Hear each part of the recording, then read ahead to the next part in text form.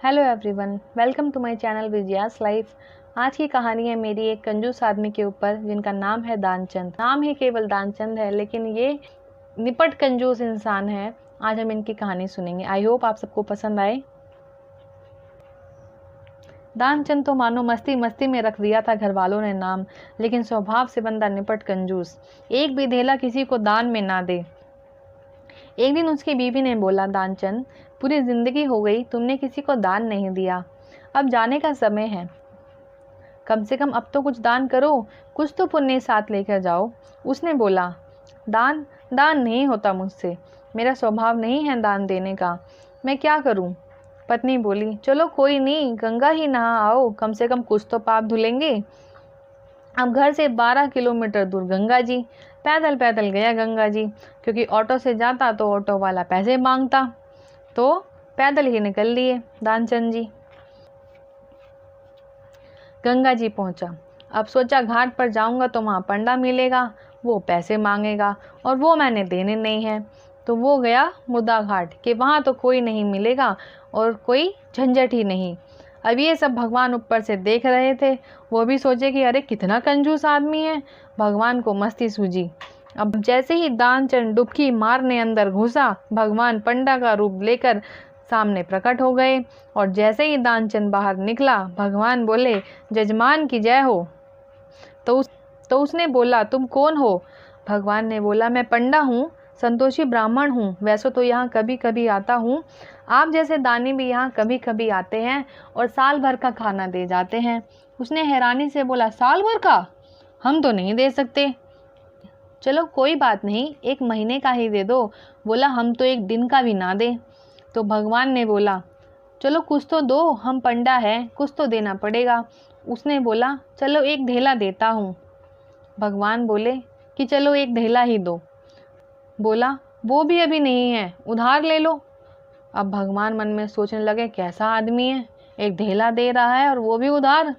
भगवान ने बोला, चलो लाओ, उधार ही सही, कुछ तो दो। अब बोला, अब तो उधार बोला है तो दे देंगे कभी ना कभी। भगवान ने कहा, चलो ठीक है। आया वापस 12 किलोमीटर फिर से पैदल चल के थक गया। अब घर आके सो गया। थोड़ी देर में घर का दरवाज़ा खटका। आवाज़ आई, जजमान की जय हो। बीवी ने जाकर दरवाज़ा खोला, देखा तो सामने पंडा खड़े थे। बोली, हाँ जी बोलिए। भगवान बोले, हम पंडा हैं, आपके पति ने कुछ उधार लिया है, बस वही लेने आए हैं। बीवी अंदर गई, पति को जगाया, बोली, उठो, किसी पंडा को कुछ देने को कह आए हो। बोला, हाँ आए हैं बाहर। बोला, जाके कह दो उनकी तबीयत खराब है। अब बीवी फिर बाहर गई, बोली, उनकी तो तबीयत खराब है, वो बाहर नहीं आ सकते। भगवान बोले, अच्छा, वो तो हमारे जजमान हैं, जब तक वो ठीक नहीं हो जाते, उनका स्वास्थ्य अच्छा नहीं हो जाता, हम यहीं रहेंगे, आप खाना वाना बना लो, हमें कोई दिक्कत नहीं है। और भगवान तो बैठ गए चौकी मार के। अब बीवी अंदर गई, बोली कि अरे वो तो बैठ ही गए हैं, कह रहे हैं कि हमारे जजमान जब तक स्वस्थ नहीं होंगे हम यहाँ से जाने वाले नहीं हैं। ये सुनकर दानचंद ने बोला, अरे ये तो पीछे ही पड़ गया है, जाओ बोल दो कि वो मर गए। अब बीवी गई बाहर रोते रोते कि मेरे पति तो मर गए, उनका तो इंतकाल हो गया। भगवान बोले, क्या जजमान गुजर गए? अब तुम बेचारी अकेली औरत कहाँ पूरे गांव में जाके कहोगी कि मेरे पति नहीं रहे, हम जाके सबको कह आते हैं। अब गए और पूरे गांव भर में कह दिया कि दानचंद गुजर गए। अब जब तक वो रोती तब तक तो धीरे धीरे करके पूरा गांव दानचंद के घर में इकट्ठा हो गया और दानचंद को भाल दिया ले जाने के लिए। यह सब देखकर दानचंद की बीवी घबरा गई और बोली कि ये मरे नहीं हैं, ये जिंदा हैं। तो भगवान बोले, समझ सकता हूँ, ये तुम्हारा प्यार है, तुम्हारा मोह है इनके लिए, सबके साथ होता है, आसान नहीं होता अपने पति की मृत्यु देखना। और दानचंद की कंजूसी देखिए, पड़ा है चुपचाप, बंद भी गया, सांसें रोक के बैठा है। अब उसे ले जाने लगे, राम नाम सत्य कहने लगे और वो अभी भी चुपचाप पड़ा है। चिता पर रख दिया। भगवान बोले, दुनिया हमसे हारती है, हम तो इस कंजूस से हार गए। भगवान बोले, हम जजमान के कान में कुछ कहना चाहते हैं। सबने कहा, ज़रूर कहिए महाराज, अब तो बस अंतिम समय है।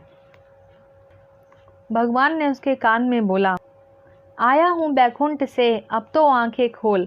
दानचंद खुश हो गया कि खुद साक्षात भगवान आए हैं मुझसे मिलने। उसने धीरे से आंखें खोली तो सामने पंडा को देखा। उसने झटके से आंखें बंद कर ली। भगवान बोले, दानचंद मांग ले, क्या मांगता है? तेरे से कुछ मांगने नहीं आया हूँ, तुझे तो देने आया हूँ। तुझसे प्रसन्न हूँ, मांग, क्या मांगता है? उसने बोला, हमको कुछ नहीं चाहिए, बस देहला छोड़ दो और जाओ यहाँ से।